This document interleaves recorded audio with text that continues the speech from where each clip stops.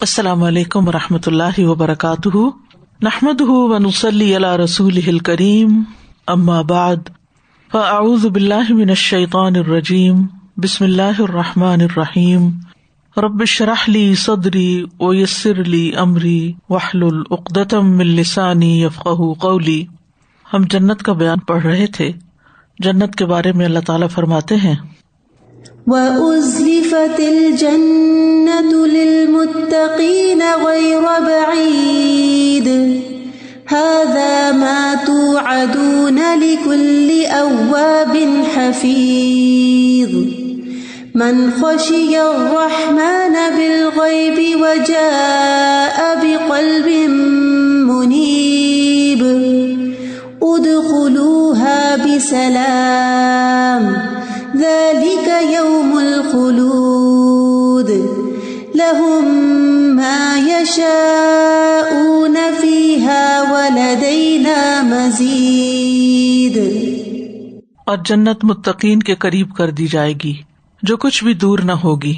یہ ہے جس کا تم سے وعدہ کیا جاتا تھا، ہر اس شخص کے لیے جو بہت رجوع کرنے والا، خوب حفاظت کرنے والا ہو، جو رحمان سے بن دیکھے ڈر گیا ہو اور رجوع کرنے والا دل لے کر آیا ہو۔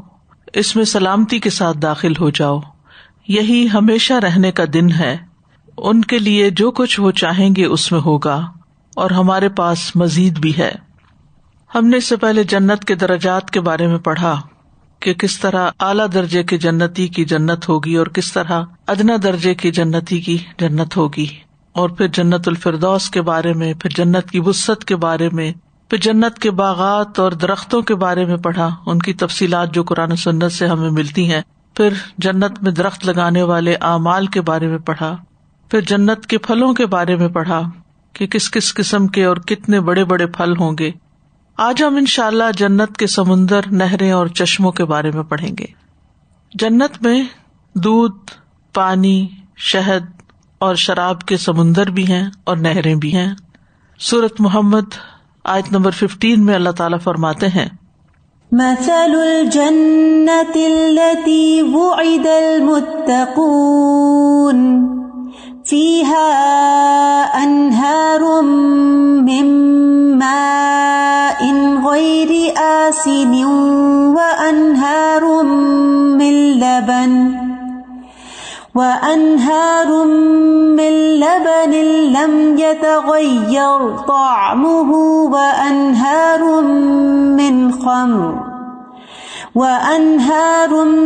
من خمر لذة للشاربين وأنهار من عسل مصفى وَلَهُمْ فِيهَا مِن كُلِّ الثَّمَرَاتِ وَمَغْفِرَةٌ مِّن رَّبِّهِمْ۔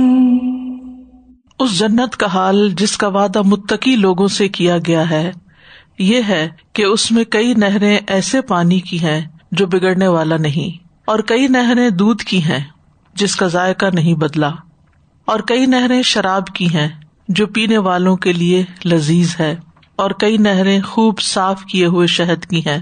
یعنی صرف 4 نہریں نہیں بلکہ ان 4 چیزوں میں سے ہر ایک کی پھر آگے نہریں ہیں، یعنی ان کے اندر بھی پھر شاید کئی رنگ اور کئی ٹیسٹ ہوں گے۔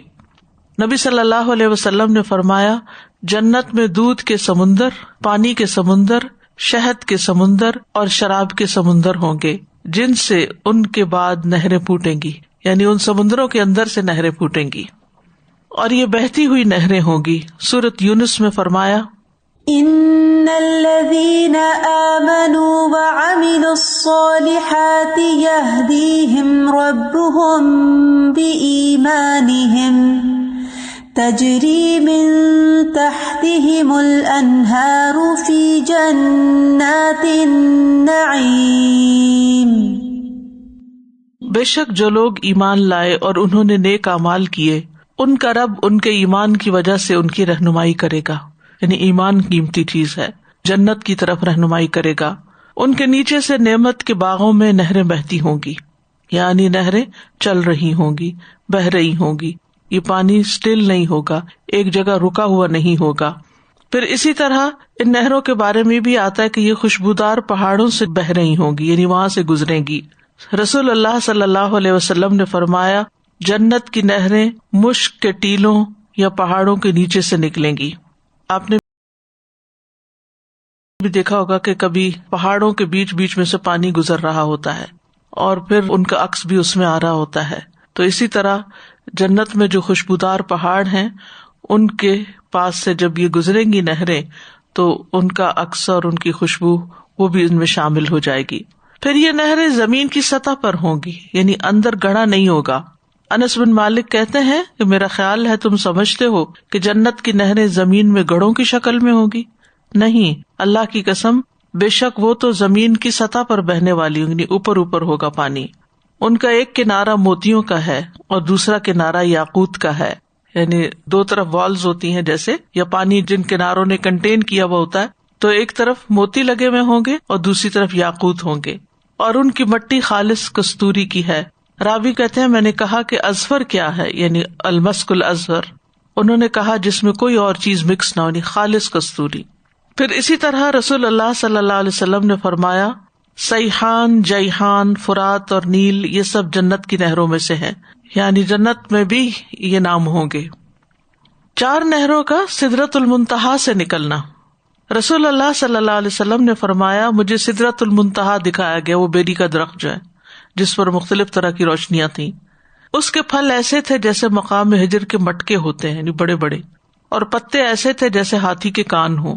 اس کی جڑ سے 4 نہریں نکلتی تھیں، 2 نہریں تو باطنی تھیں، 2 ظاہری تھیں، یعنی جو 2 نظر نہیں آ رہی تھیں اور 2 نظر آ رہی تھیں. میں نے جبریل علیہ السلام سے پوچھا تو انہوں نے بتایا جو 2 باطنی نہریں ہیں وہ تو جنت میں ہیں اور 2 ظاہری دنیا میں نیل اور فرات ہیں. پھر جنت میں چشمے بھی ہوں گے. سورۃ الدخان میں اللہ تعالیٰ فرماتے ہیں ان المتقین فی مقام امین فی جنات وعیون. پرہیزگار لوگ امن کی جگہ میں ہوں گے، باغوں اور چشموں میں ہوں گے، یہ چشمے بہتے ہوئے ہوں گے. سورۃ الرحمن میں فرمایا فیہما عینان تجریان. ان دونوں میں 2 چشمے ہیں جو بہہ رہے ہیں. پھر یہ چشمے جوش مارنے والے بھی ہوں گے، یعنی فوارے کی شکل میں بھی ہوں گے. ایک وہ چشمہ ہوتا ہے نا کہ جیسے پہاڑوں سے نکل کے پانی آ رہا ہوتا ہے اور زمین پہ بہ رہا ہوتا ہے، اور ایک وہ ہوتا ہے جو فوارہ سا ہوتا ہے، نیچے سے پانی گش کر کے اوپر کو جاتا ہے. سورۃ الرحمن 66 میں فرمایا فیہما عینان نضاختان. ان دونوں میں جوش مارتے ہوئے 2 چشمے ہیں. نیک لوگ چشموں کو جہاں چاہیں گے بہا کر لے جائیں گے. سورۃ الانسان میں فرمایا ان الابرار یشربون من کأس کان مزاجها کافورا عینا یشرب بها عباد اللہ یفجرونها تفجیرا. بلا شبہ نیک لوگ ایسے جام پیئیں گے جس میں کافور ملا ہوا ہوگا. وہ ایک چشمہ ہے جس سے اللہ کے بندے پیئیں گے، وہ اسے بہا کر لے جائیں گے. خوب بہا کر لے جانا، یعنی جدھر وہ جائیں گے اس کو ساتھ ساتھ بہا لیں گے. یفجرونہا تفجیرا کے 3 معنی کیے ہیں مفسرین نے. نمبر 1 یہ کہ وہ جہاں چاہیں گے اس کو ہانک کے لے جائیں گے. دوسرا یہ کہ وہ اسے جس کے ساتھ چاہیں گے ملا لیں گے، یعنی جو بھی چیز اس کے اندر مزید ڈالنا چاہیں گے ڈال لیں گے. نمبر 3 جنت میں جہاں سے چاہیں گے اس کی نہر نکال لیں گے، یعنی وہ ان کے لیے حاضر کر دی جائے گی. پھر جنت کے محلات اور خیمے. جنت کے گھر بلند و بالا ہیں، اونچے ہیں. سورۃ العنکبوت میں فرمایا والذین آمنوا وعملوا الصالحات لنبوئنہم من الجنۃ غرفا تجری من تحتها الانہار خالدین فیہا نعم اجر العاملین. اور وہ لوگ جو ایمان لائے اور انہوں نے نیک عمل کیے، ہم انہیں ضرور ہی جنت کے اونچے گھروں میں جگہ دیں گے جن کے نیچے سے نہریں بہتی ہیں، ہمیشہ ان میں رہنے والے ہیں. یہ ان عمل کرنے والوں کا اچھا بدلہ ہے. یہاں پر جنت کے گھروں کو اونچا گھر بتایا گیا. پھر بالا خانوں کے اوپر بنے بالا خانے ہوں گے. سورۃ الزمر میں فرمایا لكن الذين اتقوا ربهم لهم غرف من فوقها غرف مبنية تجري من تحتها الأنهار وعد الله لا يخلف الله الميعاد. لیکن وہ لوگ جو اپنے رب سے ڈر گئے ان کے لیے بالا خانے ہیں جن کے اوپر خوب بنائے ہوئے بالا خانے ہیں، یعنی ایک کے اوپر ایک مزید، کیونکہ انسان کا کبھی دل چاہتا ہے بہت ٹاپ پہ رہنے کا، اوپر ہائیسٹ فلور پہ، اور کبھی انسان کو نیچے رہنا پسند آتا ہے. تو ان کی پسند کی بات ہے جہاں چاہیں وہ رہ لیں، لیکن یہ ہے کہ وہ بلند بھی ہوں گے جہاں سے ساری سینری اور سارا نظارہ اچھی طرح دیکھ سکیں گے. پھر یہ گھر بہت پاکیزہ ہوں گے. سورۃ الصف میں فرمایا وَمَسَاكِنَ طَيِّبَةً فِي جَنَّاتِ عَدْنٍ ذَلِكَ الْفَوْزُ الْعَظِيمُ. اور رہنے کی پاکیزہ جگہوں میں جو ہمیشہ رہنے کے باغوں میں ہیں، یہی بہت بڑی کامیابی ہے. پھر امن والے گھر ہوں گے. سورۃ سبا میں فرمایا وَمَا أَمْوَالُكُمْ وَلَا أَوْلَادُكُمْ بِالَّتِي تُقَرِّبُكُمْ عِندَنَا زُلْفَىٰ إِلَّا مَنْ آمَنَ وَعَمِلَ صَالِحًا فَأُولَئِكَ لَهُمْ جَزَاءُ الضِّعْفِ بِمَا عَمِلُوا وَهُمْ فِي الْغُرُفَاتِ آمِنُونَ. اور نہ تمہارے مال ایسے ہیں اور نہ تمہاری اولاد جو تمہیں ہمارے ہاں قرب میں نزدیک کر دیں، مگر جو شخص ایمان لایا اور اس نے نیک عمل کیا تو یہی لوگ ہیں جن کے لیے دگنا بدلہ ہے اس کے عوض جو انہوں نے عمل کیا، اور وہ بالا خانوں میں بے خوف ہوں گے. مراد اس سے یہ ہے کہ مال اور اولاد بھی جبھی فائدہ دیتے ہیں جب انسان کے پاس ایمان ہو اور وہ خود بھی نیک عمل کرتا ہو. مثلاً ایک انسان کا ایمان ہی نہیں ہے، وہ کفر پر ہے اور نہ ہی اس کے عمل اچھے ہیں، تو اس کی اولاد چاہے کتنی بھی اچھی ہو، اس کا مال کتنی بھی چیریٹی میں جا رہا ہو، لیکن اگر ایمان نہیں، نیک عمل نہیں، تو اس کی یہ چیزیں بھی اس کو فائدہ نہیں دیں گی. لیکن ایمان اور عمل صالح کے ساتھ پھر انسان کے مال اور اولاد بھی اگر اچھے کام میں لگے ہوئے ہوں تو اس کو فائدہ دیں گے. پھر سونے، چاندی، یاقوت اور موتیوں سے مزین گھر ہوں گے. ابو ہریرہ کہتے ہیں کہ جنت کی دیوار سونے اور چاندی کی اینٹ سے بنی ہوئی ہے اور اس کی سیڑھیاں یاقوت اور موتیوں کی ہوں گی. تو ان کا کمبینیشن آپ دیکھیں کتنا خوبصورت ہوگا. جنت کے خیموں کی خوبصورتی اور وسعت کے بارے میں صحیح مسلم میں ایک روایت آتی ہے، رسول اللہ صلی اللہ علیہ وسلم نے فرمایا، جنت میں مومن کے لیے ایک کھوکھلے موتی کا بنا خیمہ ہے، یعنی موتی اندر سے خالی ہوگا اور وہی اس کا خیمہ ہوگا، جس کی لمبائی 60 میل ہے. اس کے ہر گوشے میں مومن کے لیے ایسے اہل ہیں جن میں وہ چکر لگائے گا اور وہ ایک دوسرے کو نہیں دیکھیں گے. اسی طرح ابن عباس سے روایت ہے کہ خیمہ خولدار موتی کا ہوگا، 3 میل لمبا اور 3 میل چوڑا ہوگا. اس کے 4000 سونے کے کواڑ ہوں گے. کواڑ کہتے ہیں جیسے دروازے جو 2 حصوں میں بٹے ہوئے ہوتے ہیں، تو ایک حصے کو کواڑ کہتے ہیں، ہو سکتا ہے دوسرا چاندی کا ہو. بہرحال 4000 سونے کے کواڑ ہوں گے، یعنی اس کی اتنی زیادہ ایگزٹس ہوں گی یا کھڑکیاں کہہ لیں. اہل جنت میں داخل ہونے سے پہلے ہی جنت میں گھر کی جگہ پہچان لیں گے کہ انہوں نے کہاں جانا ہے، کوئی قیاس نہیں ہوگا. سورۃ محمد میں فرمایا، والذین قتلوا فی سبیل اللہ فلن یضل اعمالہم سیہدیہم ویصلح بالہم ویدخلہم الجنۃ عرفہا لہم. اور جو لوگ اللہ کے راستے میں قتل کر دیے گئے تو وہ ہرگز ان کے اعمال ضائع نہیں کرے گا، وہ ضرور انہیں راستہ دکھائے گا اور ان کا حال درست کر دے گا اور انہیں اس جنت میں داخل کرے گا جس کی اس نے انہیں پہچان کرا دی ہے. عرفہا کا ایک معنی خوشبو لگانا بھی ہے.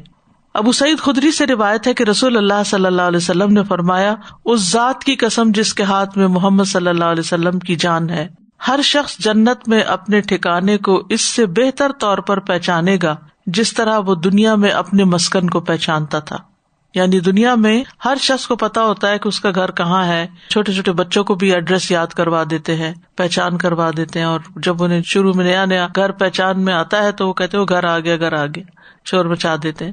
تو بالکل اسی طرح جو جنتی ہوں گے وہ پہنچ کر کہیں گے کہ گھر آ گیا, پہنچنے کی جگہ جہاں پہنچنا تھا, جس کے لیے ساری زندگی محنت کی, کوشش کی, وہ آج منزل مل گئی. وہ ہے اصل منزل. لوگ دنیا میں مختلف چیزوں کو اپنی منزل بنا لیتے ہیں, لیکن دنیا کی ساری منزلیں فانی ہیں. اصل منزل آخرت کی منزل ہے جس تک کوئی پہنچ جائے, اور وہی کامیاب ہے. نبی صلی اللہ علیہ وسلم کے موتیوں کے 1000 محل ہوں گے. رسول اللہ صلی اللہ علیہ وسلم نے فرمایا, مجھ پر میری امت کے مفتوحہ علاقے پیش کیے گئے, یعنی جہاں جب میری امت پہنچے گی, جن علاقوں کو فتح کر لے گی, تو میں بڑا خوش ہوا. بس اللہ تعالیٰ نے یہ آیت نازل کی, وَلَلْآخِرَةُ خَيْرٌ لَكَ مِنَ الْأُولَىٰ سے لے کر وَلَسَوْفَ يُعْطِيكَ رَبُّكَ فَتَرْضَىٰ, کہ تمہارے لیے آخرت دنیا سے بہتر ہے, اور ضرور تمہارا رب تمہیں وہ کچھ عطا کرے گا کہ تم راضی ہو جاؤ گے. اللہ تعالیٰ نے آپ کو جنت میں موتیوں کے 1000 محلات دیے ہیں, جن کی مٹی کستوری ہے یعنی مسک, اور ہر ایک محل میں وہی کچھ ہے جو اس کے لوازمات میں سے ہے, یعنی ہر چیز ہوگی وہاں پر. اسی طرح حضرت خدیجہ کے بارے میں آتا ہے کہ ان کو اللہ سبحانہ تعالیٰ نے جنت کے محل کی خوشخبری دی تھی. صحیح بخاری میں ہے, اسماعیل کہتے ہیں کہ میں نے عبداللہ بن ابی اوفا رضی اللہ عنہما سے پوچھا, کیا نبی صلی اللہ علیہ وسلم نے خدیجہ رضی اللہ عنہا کو خوشخبری دی تھی؟ انہوں نے فرمایا, ہاں, جنت میں ایسے محل کی خوشخبری دی تھی جو ایک موتی سے بنا ہوگا, سنگل پیس ہوگا, جس میں نہ کوئی شور و غل ہوگا اور نہ ہی اس میں کسی قسم کی مشقت ہوگی. اب دیکھیں کہ دنیا کے جیسے گھر ہیں یا مختلف جگہ ہوتی ہیں, تو ان میں چھوٹی چھوٹی برکس لگتی ہیں, لکڑی لگتی ہے, تھاؤزینڈز آف پیسز کو جوڑ کے ایک گھر بنتا ہے. 1 سنگل پیس کا گھر کوئی نہیں ہے دنیا میں. لیکن حضرت خدیجہ کا محل جو ہے وہ ایک ہی چیز سے بنا ہوگا, اور اسی کے اندر شاید کارونگ ہوگی, اور کھڑکیاں اور دروازے اور جو بھی ہے اسی کے اندر سے نکلا ہوا ہوگا.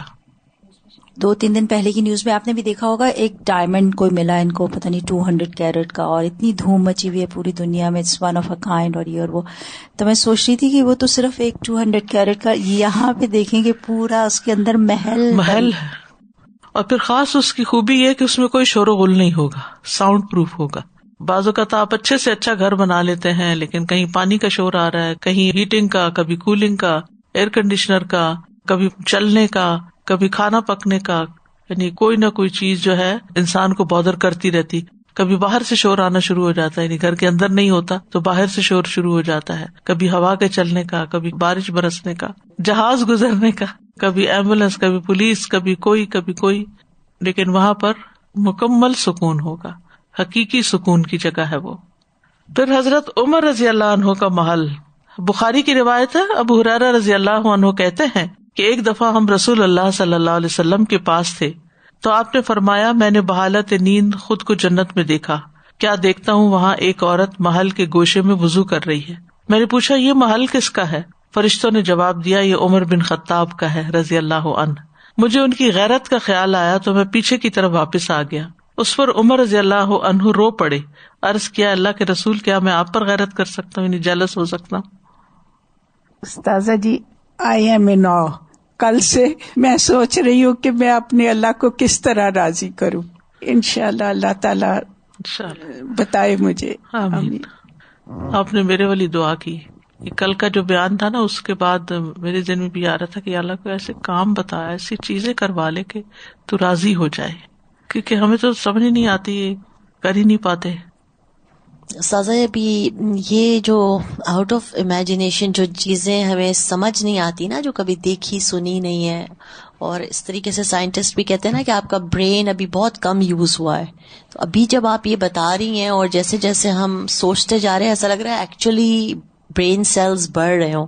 آئی mean they are trying to imagine and focus and expand ہو رہا ہے ایک دم, کہ اچھا ایک چھوٹا موتی ہوتا ہے تو چھوٹے سے پھر اتنا بڑا موتی ہوگا, تو پھر you feel it like your brain, آپ کا برین کی exercise plus extending and expanding, اور سوچ بڑھ رہی ہے آگے کی طرف, کیونکہ ایک جگہ محدود تھی نا کہ ہاں پرل ہے, پرل کہاں ہوگا, یا تو ہاتھوں میں موتی ہوں گے یا انگوٹھی میں ہوں گے, مگر ایک موتی کا پورا محل حضرت خدیجہ رضی اللہ تعالیٰ عنہ کو ملے گا. تو وہ کیا ہوگا اللہ سبحانہ و تعالیٰ کی خالی یہ باتیں سن کے اور جب دیکھیں گے تو پتہ نہیں کیا ہوگا انشاءاللہ. مجھے ایک پیس سے یاد آیا، جب ہم اپنی اسٹڈیز کے لیے ٹرکی گئے تھے تو وہاں پر ہم ایک مسجد میں داخل ہوئے، تو وہاں پر مسجدوں کے صحن میں پانی کے تالاب بنے ہوئے ہیں اور پانی پینے کے لیے جیسے پتھر کے کولر تو نہیں کہنا چاہیے لیکن یہ کہ بہرحال فاؤنٹینس جسے کہتے ہیں نا وہ. تو ایک جگہ ہم نے دیکھا کہ اتنا جھنڈ کھڑا ہے اور بہت ہی لوگ امیزمنٹ میں کھڑے ہیں. تو پتا چلا کہ یہ جو فاؤنٹین ہے یہ ایک پیس کا ہے، ایک پتھر کا بنا ہوا ہے.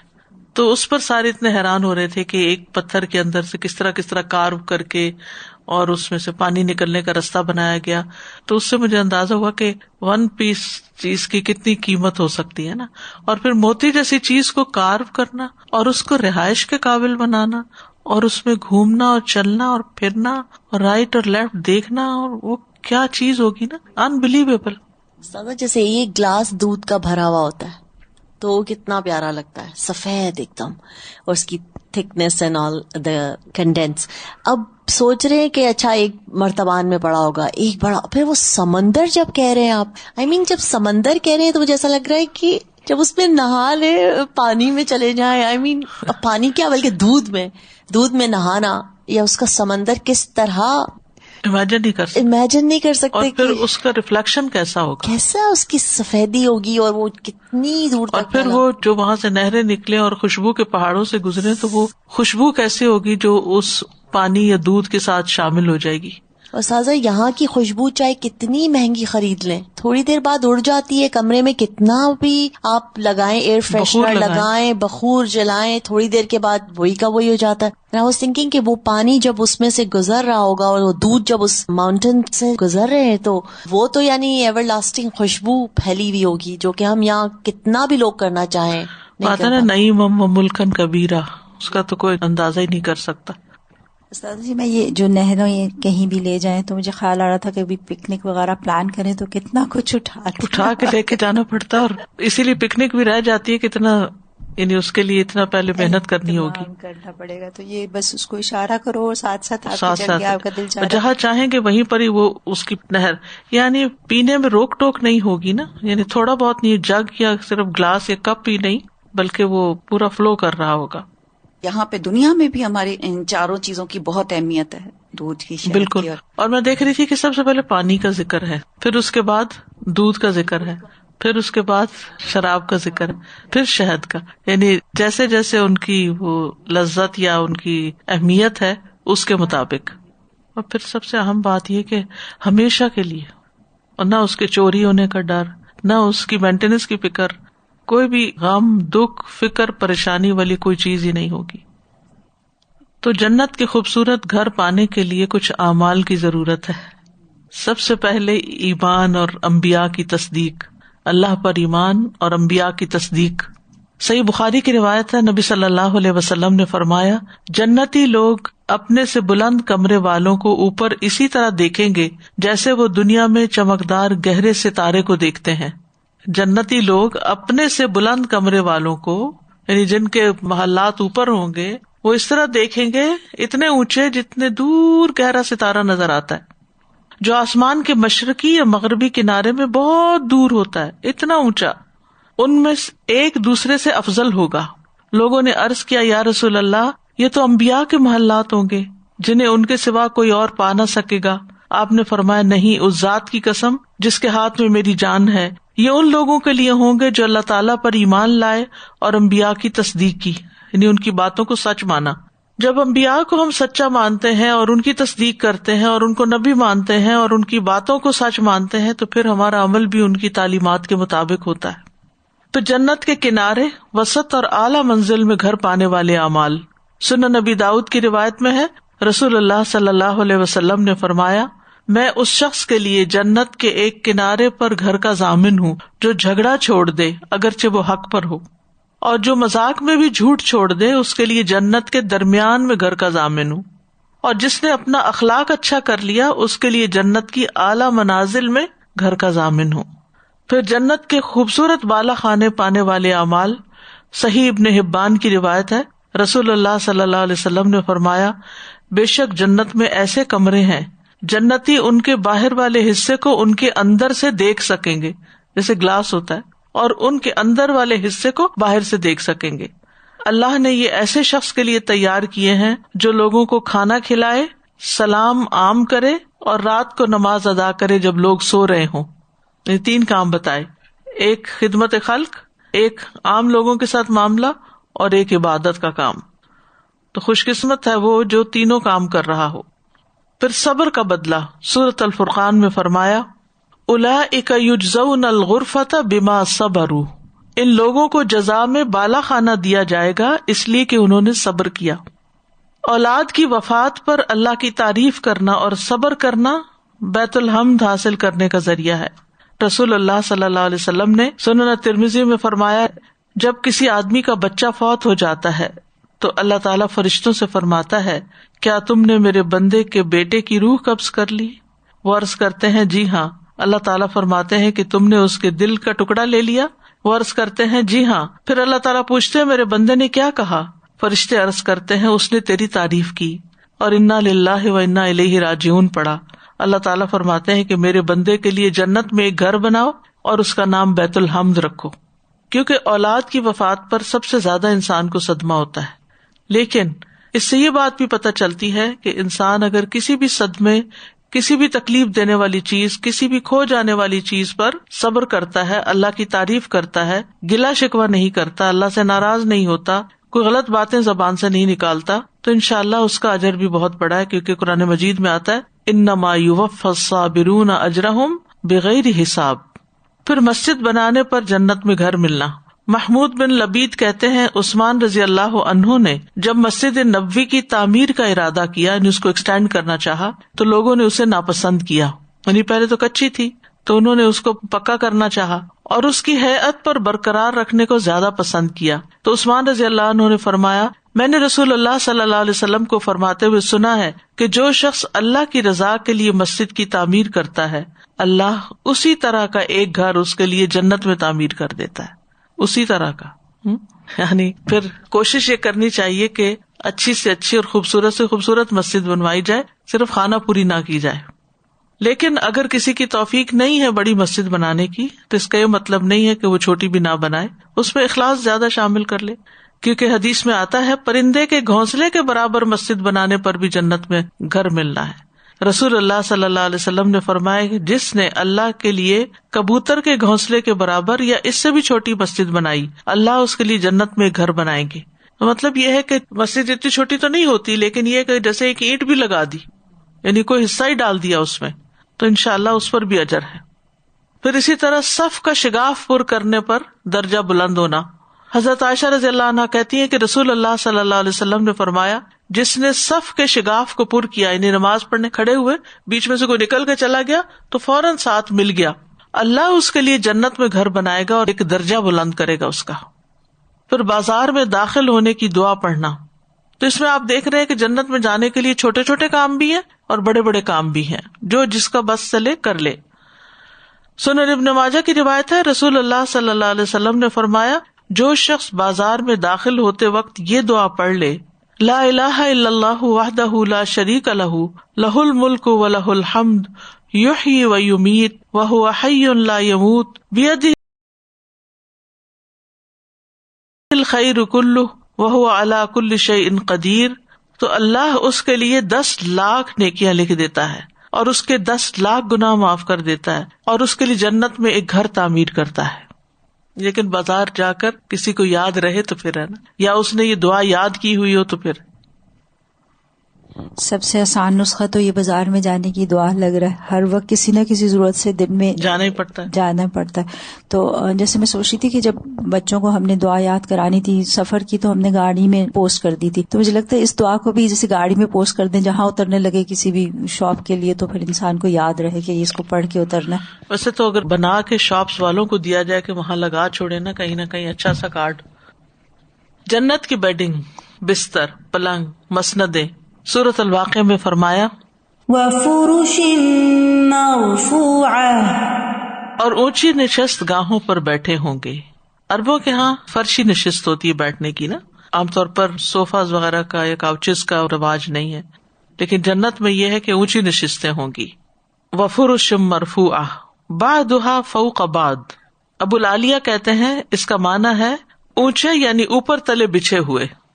سورۃ الغاشیہ میں فرمایا فیہا سرر مرفوعہ، اس میں اونچے اونچے تخت ہیں، سونے اور جواہرات سے بنے ہوئے تخت ہیں، یعنی سونے کی تاریں اور بیچ میں جواہرات لگے ہوئے. سورۃ الواقعہ میں فرمایا علی سرر موضونہ متکئین علیہا متقابلین، سونے اور جواہر سے بنے ہوئے تختوں پر آرام کر رہے ہوں گے، ان پر تکیہ لگائے ہوئے آمنے سامنے بیٹھنے والے. یعنی کام تو وہاں کوئی ہوگا نہیں، تو ملاقاتیں ہی ہوں گی اور باتیں ہی ہوں گی، تو آمنے سامنے بیٹھے ہوں گے ایک دوسرے کے. تو اس سے بھی پتہ چلتا ہے کہ ملاقات کے آداب میں سے بھی یہ ہے کہ انسان ایک دوسرے کو فیس کر کے بیٹھے، نہ کہ پیٹ کر کے یا سائڈ کر کے. سورۃ الحجر میں فرمایا وَنَزَعْنَا مَا فِي صُدُورِهِم مِّن غِلٍّ إِخْوَانًا عَلَى سُرُرٍ مُتَقَابِلِينَ،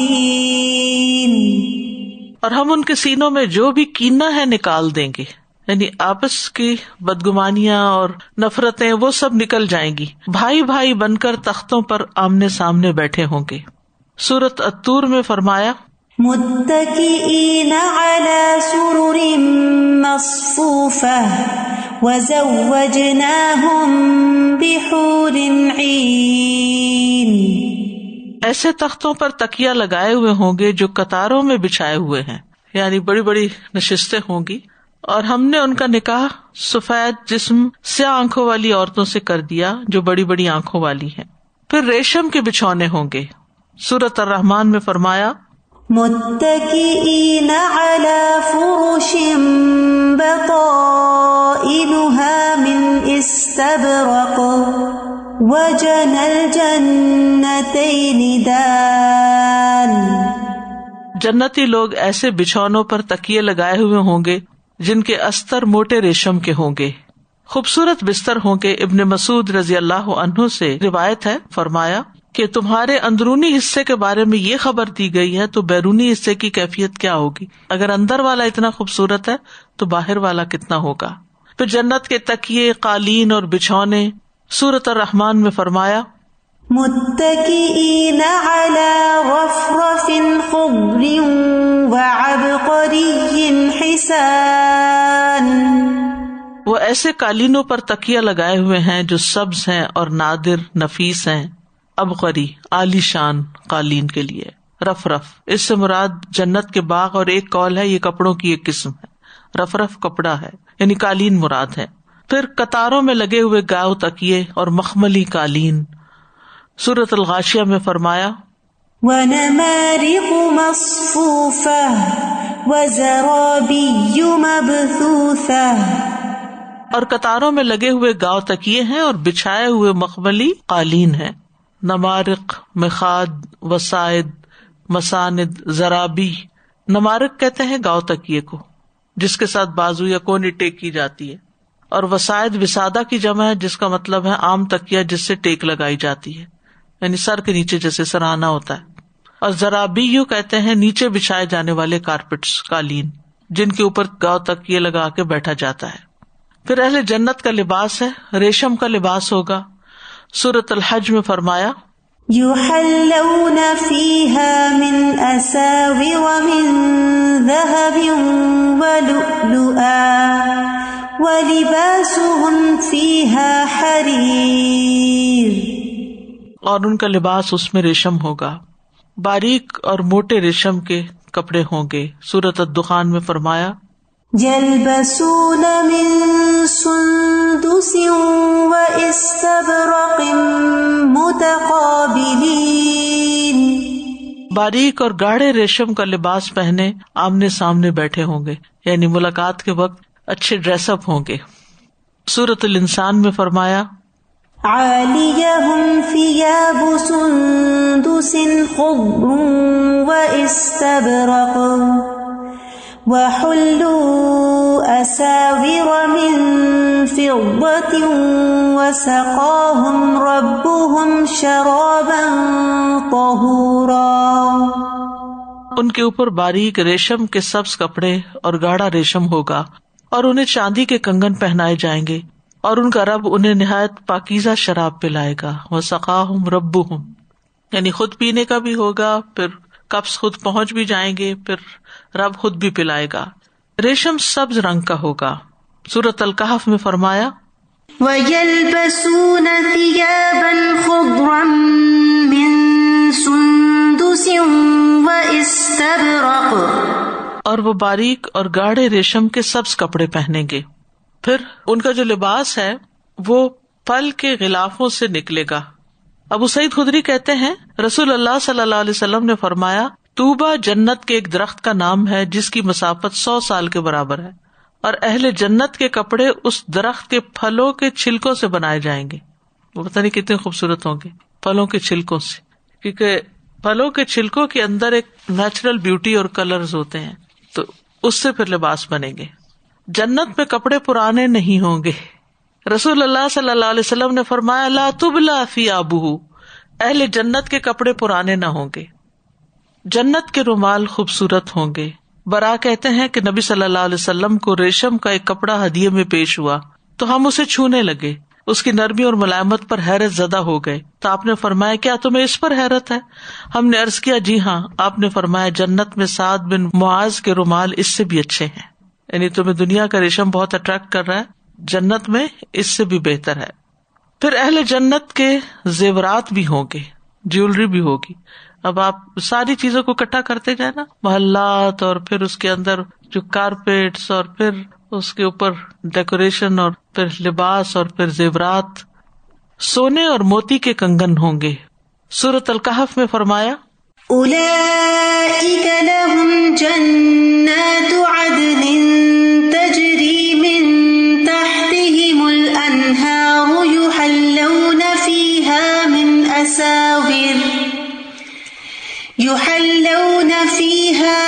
أساور من ذهب ويلبسون ثيابا خضرا من سندس واستبرق متكئين فيها على الأرائك نعم الثواب وحسنت مرتفقا.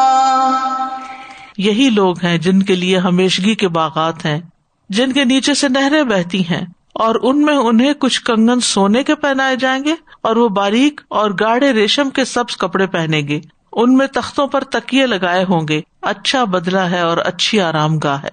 دنیا میں تو اچھے کپڑے پہن کے تو پھر اکڑ کے ہی بیٹھنا پڑتا ہے کہ ان کی استری خراب نہ ہو جائے اور ان کی فال خراب نہ ہو جائے، لیکن وہاں پر تکیے لگا کے بھی بیٹھیں گے تو وہ کپڑے خراب نہیں ہوں گے. سورۃ الحج میں فرمایا يحلون فيها من أساور من ذهب ولؤلؤا ولباسهم فيها حرير. بے شک اللہ ان لوگوں کو جو ایمان لائے اور انہوں نے نیک اعمال کیے ایسے باغوں میں داخل کرے گا جن کے نیچے سے نہریں بہتی ہیں. انہیں اس میں کچھ سونے کے کنگن پہنائے جائیں گے اور موتی بھی، اور ان کا لباس اس میں ریشم ہوگا. سورۃ فاطر میں فرمایا جنات عدن يدخلونها يحلون فيها من أساور من ذهب ولؤلؤا ولباسهم فيها حرير. ہمیشگی کے باغات جن میں وہ داخل ہوں گے، ان میں انہیں سونے کے کنگن اور موتی پہنائے جائیں گے، ان کا لباس ان میں ریشم ہوگا. پھر موتیوں کے ہار بھی ہوں گے. رسول اللہ صلی اللہ علیہ وسلم نے فرمایا مجھے جنت میں لے جایا گیا، میں نے دیکھا کہ اس میں موتیوں کے ہار ہیں. میں سوچ رہی تھی کہ جیسے مدینہ جاتے نا تو دکانوں پہ زیورات سجے ہوئے ہوتے ہیں، تو نبی صلی اللہ علیہ وسلم نے پتہ نہیں کس شکل میں موتیوں کے ہار دیکھے ہوں گے، وہاں کیسا ڈسپلے ہوگا. سونے اور چاندی کی کنگھیاں ہوں گی. رسول اللہ صلی اللہ علیہ وسلم نے فرمایا ان کے برتن سونے کے ہوں گے، ان کی کنگھیاں سونے اور چاندی کی ہوں گی، اور ان کی انگیٹھیوں کا ایندھن عود ہوگا. پھر اہل جنت کے برتن سونے کے برتن.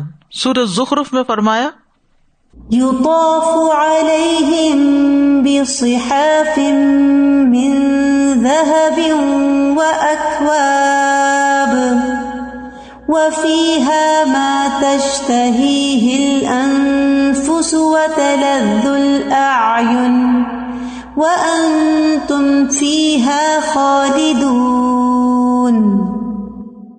ان کے سامنے سونے کی پلیٹوں اور ساغر کا دور چلے گا، اور وہاں وہ سب کچھ موجود ہوگا جو دلوں کو بھائے اور آنکھوں کو لذت بخشے، اور تم وہاں ہمیشہ رہو گے. یہاں پر لفظ صحاف استعمال ہوا ہے. صحاف صحفت ان کی جمع ہے، اور یہ پیالے کے لیے استعمال ہوتا ہے جس کا کنڈا نہیں ہوتا. چائے کا کپ جو ہوتا ہے، کپ ساسر، اس میں تو سائڈ سے پکڑتے ہیں کنڈے سے، لیکن یہ ہے کہ جو صحاف یا صحفہ ہے وہ گول پیالہ ہو، جیسے بچپن میں وہ گاؤں وغیرہ میں دیکھتے تھے نا، پیالوں میں چائے پیتے تھے جس کے نیچے تھوڑی سی وہ بیس بھی بنی ہوتی تھی. لیس کہتے ہیں صحفہ ایک پیالہ ہوتا ہے جس کی اوپر والی سطح چوڑی ہوتی ہے، اوپر سے کھلا اور نیچے سے تنگ. پھر سونے چاندی کے برتن ہوں گے. حذیفہ کہتے ہیں میں نے نبی صلی اللہ علیہ وسلم کو فرماتے ہوئے سنا کہ آپ نے فرمایا ریشم اور دیباج نہ پہنو، اور نہ سونے چاندی کے برتنوں میں ہی کچھ پیو، اور نہ ان کی پلیٹوں میں کچھ کھاؤ، کیونکہ یہ چیزیں دنیا میں ان کے لیے ہیں اور ہمارے لیے آخرت میں ہیں. پھر مختلف قسم کے برتن ہوں گے. سورۃ الواقعہ میں آتا ہے يطوف عليهم ولدان مخلدون بأكواب وأباريق وكأس من معين. ان پر چکر لگا رہے ہوں گے وہ لڑکے جو ہمیشہ لڑکے ہی رکھے جائیں گے، یعنی بڑے نہیں ہوں گے، بوڑھے نہیں ہوں گے. ایسے کوزے اور ٹوٹی والی سراہیاں اور لبالب بھرے ہوئے پیالے لے کر جو بہتی شراب کے ہوں گے. یہاں پر اکواب اور اباریک کا لفظ، اکواب تو کوب کی جمع کوب کپ کو کہتے ہیں، اور اباریک کہتے ہیں ایسے جگ کو جس کا ہینڈل بھی ہو اور آگے سپاؤٹ بھی نکلا ہوا ہو، اس کی جو ٹوٹی ہے وہ آگے سے ایسے جھکی بھی ہوتی ہے. میرا ایک دفعہ قطر میں جانا ہوا تو وہاں میوزیم میں گئی میں، تو اس میں پرانی چیزیں رکھی ہوئی تھی. تو اس میں اتنی قسم کے یہ اباریک تھے، اس پہ لکھا ہوا تھا اباریک. پہلی دفعہ میں نے کہا اچھا ابریک یہ ہوتا ہے، اباریک تو جمع ہے نا، تو ابریک. اور اس میں اوپر نگ لگے ہوئے اور پیتل کے اور سونے کے اور شیشے وغیرہ کے، لیکن یہ ہے کہ بہت ہی مختلف قسموں کے. عام طور پر جو جگ ہوتا ہے نا تو اس میں سے پانی نکالنے والا بہت چھوٹا سا ہوتا ہے، لیکن عام جگ اور اباریک میں فرق یہ ہوتا ہے کہ اس کی جو اسپاؤٹ ہے وہ کافی آگے کو نکلی ہوئی ہوتی ہے. پھر چاندی اور شیشے کے برتن ہوں گے. سورۃ الدہر میں فرمایا وَيُطَافُ عَلَيْهِمْ بِآنِيَةٍ مِّن فِضَّةٍ وَأَكْوَابٍ كَانَتْ قَوَارِيرَ مِن فِضَّةٍ قَدَّرُوهَا تَقْدِيرًا. اور ان پر چاندی کے برتن اور شیشے کے ساغر پھرائے جائیں گے. شیشے بھی ایسے جو چاندی سے مرکب ہوں گے، اور انہیں منتظمین جنت نے ایک خاص ترکیب سے بنایا ہوگا. یعنی جنت کے گلاس چاندی کے بنے ہوں گے لیکن شیشے کی طرح کرسٹل کلیئر ہوں گے، اندر کی چیز باہر سے نظر آئے گی. عرب لوگ تلوار کو ابریک کہتے ہیں کیونکہ اس کا رنگ چمکدار ہوتا ہے، اور قواریر شیشے ہوتے ہیں، شفاف ہوتے ہیں. یہ سب سے اچھی اور خوبصورت چیز ہوتی ہے، اور اللہ تعالیٰ نے اس وہم کو دور کرنے کے لیے کہ یہ برتن شیشے کے ہیں فرمایا نہیں من فضۃ، یعنی چاندی سے مرکب ہوں گے. مشروب اور برتن خود پاس چل کر آ جائیں گے. ابو امامہ سے روایت ہے، وہ فرماتے ہیں کہ جنت والوں میں سے ایک شخص جنت کی شراب کی خواہش کرے گا کہ اس کا دل چاہے گا کہ شراب پیوں، تو برتن اس کے ہاتھ میں آ جائے گا، وہ پی لے گا، پھر وہ برتن اپنی جگہ واپس چلا جائے گا، اٹھنا بھی نہیں پڑے گا. آپ کہیں پر بھی ہوں آپ کو سروس فراہم کر دی جائے گی. پھر اہل جنت کا رزق جو ہے صبح و شام رزق ملے گا. وَلَهُمْ رِزْقُهُمْ فِيهَا بُكْرَةً وَعَشِيًّا، اور ان کے لیے اس میں ان کا رزق صبح اور شام ہوگا، خوب مزے میں کھائیں پیئیں گے. سورۃ الطور میں آتا ہے كُلُوا وَاشْرَبُوا هَنِيئًا بِمَا كُنتُمْ تَعْمَلُونَ. کھاؤ اور پیو مزے سے اس کے بدلے میں جو تم کیا کرتے تھے. اہل جنت کا کھانا کیا ہوگا؟ سب سے پہلا کھانا جس سے اہل جنت کی ضیافت ہوگی وہ مچھلی کی کلیجی کا بڑا ہوا ٹکڑا ہوگا، کیونکہ وہ کھانے میں لذیذ اور زود ہضم ہوتا ہے.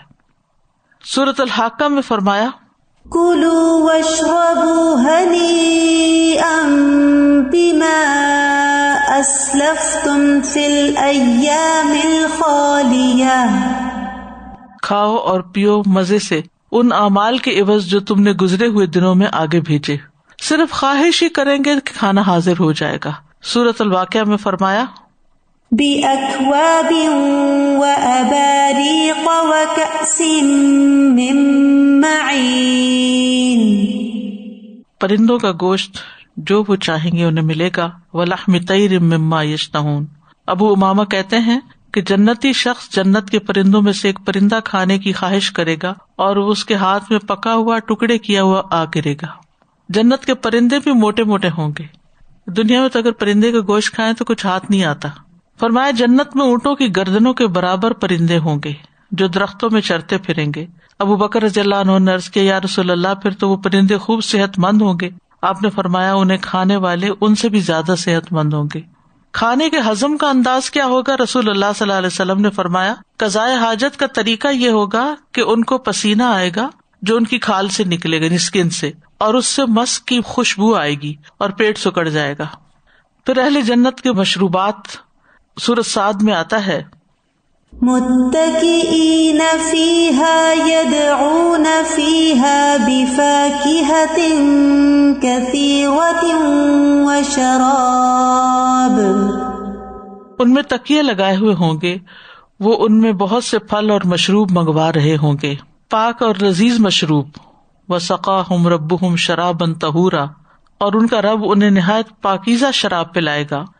اسی طرح سورۃ الصافات میں آتا ہے ان پر صاف بہتی ہوئی شراب کا جام پھرایا جائے گا جو سفید ہوگی، پینے والوں کے لیے لذیذ ہوگی، نہ اس میں کوئی درد سر ہوگا اور نہ وہ اس سے مدہوش کیے جائیں گے. لبالب بھرے ہوئے پیالے ہوں گے. وکأس من معین، اور چھلکتے پیالے ہوں گے. وکأسا دہاقا، جسے سورۃ النبا میں آتا ہے. پھر زنجبیل کا جام ہوگا. وَيُسْقَوْنَ فِيهَا كَأْسًا كَانَ مِزَاجُهَا زَنجَبِيلًا عَيْنًا فِيهَا تُسَمَّى سَلْسَبِيلًا، اور اس میں انہیں ایسا جام پلایا جائے گا جس میں سونٹ ملی ہوئی ہوگی، وہ اس میں ایک چشمہ ہے جس کا نام سلسبیل رکھا جاتا ہے. وہاں کی شراب بھی بہت خالص ہوگی. سورۃ مطففین میں فرمایا یسقون من رحیق مختوم ختامہ مسک وفی ذلک فلیتنافس المتنافسون. انہیں ایسی خالص شراب پلائی جائے گی جس پر مہر لگی ہوئی ہوگی، اسٹیمپڈ، سیلڈ. اس کی مہر کستوری کی ہوگی، اور اس کو حاصل کرنے میں ان لوگوں کو مقابلہ کرنا لازم ہے اور جس چیز کے حاصل کرنے میں مقابلہ کرتے ہیں. وفی ذلک فلیتنافس المتنافسون، یعنی جنت کی شراب اگر چاہیے تو پھر دوڑ لگانی پڑے گی، کچھ کرنا پڑے گا اور تبھی ہاتھ آئے گی. وآخر دعوانا ان الحمد للہ رب العالمین. سبحانک اللہم و بحمدک اشہد ان لا الہ الا انت استغفرک و اتوب الیک. السلام علیکم و رحمۃ اللہ وبرکاتہ.